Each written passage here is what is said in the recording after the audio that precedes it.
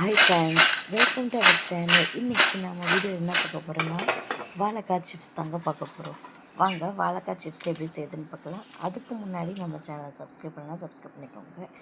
நான் இன்றைக்கி 2 வாழைக்காய் எடுத்திருக்கேன். நீங்கள் உங்களுக்கு தேவையான அளவு எடுத்துக்கோங்க. மேலே இருக்க தோல் சீவிட்டு இந்த பீலர் இருக்குல்ல அதை வச்சு நான் வந்து சீவுறேன். நீங்கள் வந்து கத்தியை வச்சு கூட கட் பண்ணிக்கோங்க, சூப்பராக இருக்கும். இல்லாட்டி பஜ்ஜி சீவரை கட்டை இருக்குல்ல அதை வச்சு கூட கட் பண்ணிக்கோங்க, ஸ்லைஸாக. உங்களுக்கு எந்த ஷேப்பில் வேணுமோ அந்த ஷேப்பில் கட் பண்ணிக்கோங்க. கட் பண்ணிவிட்டு நல்லா எண்ணெய் வந்து காய வச்சுக்கணும். காய வச்சுட்டு ஒவ்வொன்றா எடுத்து அதில் போடணும். நீங்கள் கொஞ்சம் பேட்சாக சீவி பொரிச்சிக்கோங்க. ஃபஸ்ட்டே எல்லாத்தையும் சீவி வச்சுட்டு அது வந்து ஒரு மாதிரி கருப்பு கலர் ஆயிரும். அதனால் பாருங்கள், ஸ்வைன் விட்டு தான் சூப்பராக பொங்கி வருதுங்க. உண்மையாக சொல்கிறேங்க, டேஸ்ட் வந்து நல்லா இருந்துச்சு, நல்லா மொறுன்னு இருந்துச்சு. நீங்கள் செஞ்சு சாப்பிட்டு பார்த்தீங்கன்னா உங்களுக்கே தெரியும்.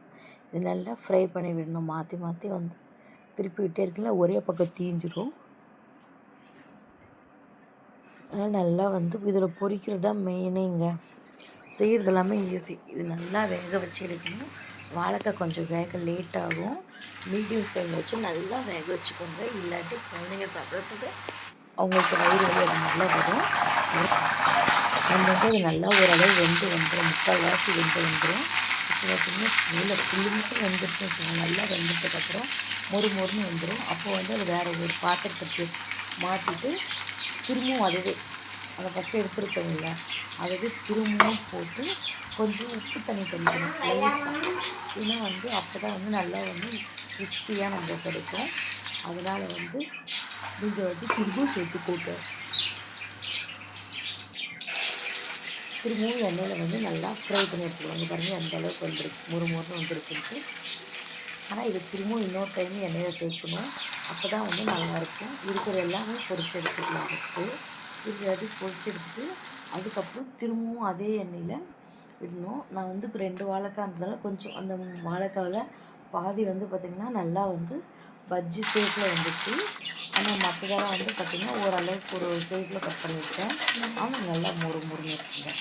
இப்போ எல்லாத்தையுமே நான் பொரிச்சு எடுத்தாச்சு. திரும்பவும் பொரிச்சுதை திரும்பவும் ஃப்ரை பண்ண போகிறோம்.